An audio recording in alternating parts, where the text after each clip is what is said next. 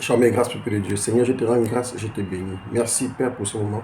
Je prends le contrôle et que la gloire et l'adoration te reviennent.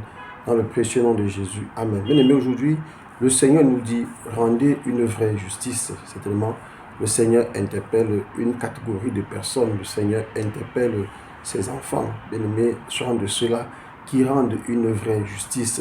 Dans le livre de Jérémie, chapitre 7, à partir du verset 5, nous pouvons lire. Déjà, je rappelle que la version que nous utilisons ici, c'est la version de la Bible expliquée. Oui. Conduisez-vous et agissez plutôt comme il convient. Rendez une vraie justice entre deux hommes en procès. Oui. Le Seigneur demande de rendre une vraie justice. Il parle de la justice équitable. Renoncez à profiter de la faiblesse de l'immigré, de l'orphelin ou de la veuve.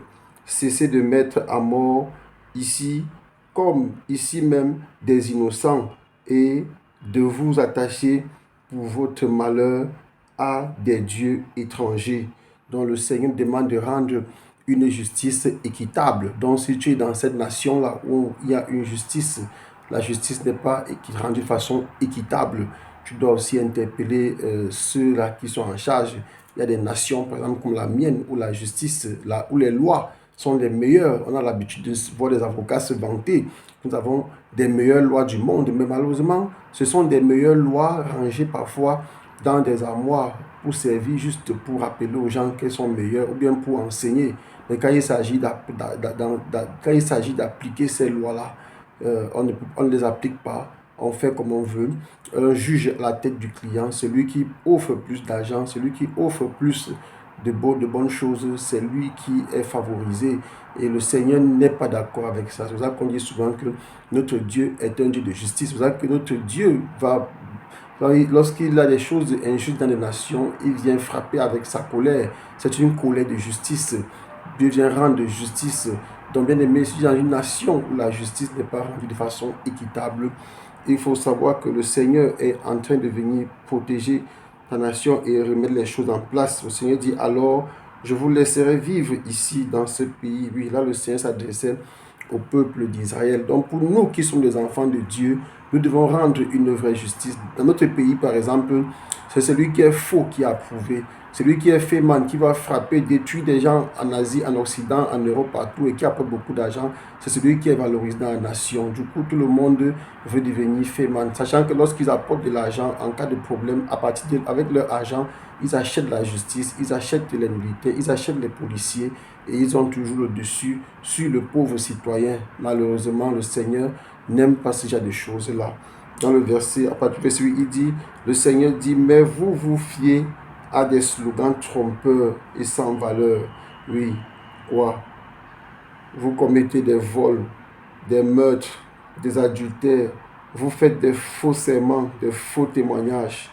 Vous offrez des sacrifices à Baal, oui, des sacrifices aux divinités. Ouais, beaucoup, la plupart de ces gens-là, ils sont des boubois à double face. Ils sont bien habillés dans des grosses vestes, dans des grosses voitures. Parfois des voitures non adaptées pour des routes dans leur pays, dont ils ont refusé même de construire. Parfois, ils sont dans des loges, dans des sectes.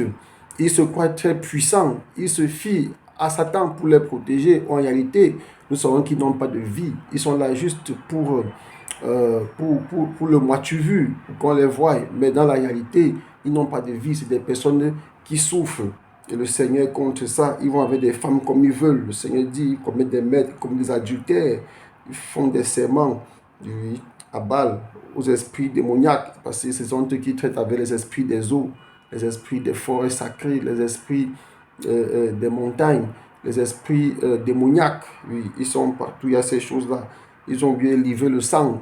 On voit dans certains pays, les ordures sont maintenues pendant des mois parce que c'est des hôtels maléfiques. C'est par là que les divinités vont passer pour agir dans la nation. C'est là que certaines nations ne peuvent pas se développer à cause de cela. Et dans Jérémie chapitre 8 au verset 7, le Seigneur va dire, Jérémie chapitre 8 au verset 8, le Seigneur dit, même la Cyclone connaît le moment de sa migration.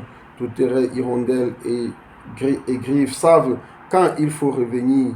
Mais mon peuple ne connaît rien aux règles que j'ai établies. Donc le Seigneur dit, Même certains animaux savent quand est-ce qu'il faut changer, quand est-ce qu'il faut revenir sur le droit chemin. Mais malheureusement, les êtres humains qui ont reçu l'esprit, qui ont un esprit, une âme, et qui ont la sagesse et l'intelligence ne savent pas que les signes des temps les appellent à changer de comportement, les appellent à cesser la mauvaise vie dans laquelle ils sont et à revenir à la droiture afin de ne pas subir le châtiment de Dieu. Si tu te sens interpellé, bien-aimé, par la parole d'aujourd'hui, mets-toi à genoux et demande pardon à Dieu. Confesse le mal que tu as fait, change de comportement. Notre Seigneur est bon, il va te pardonner et ne répète plus les mauvaises choses. Merci Seigneur, au nom de Jésus. Amen.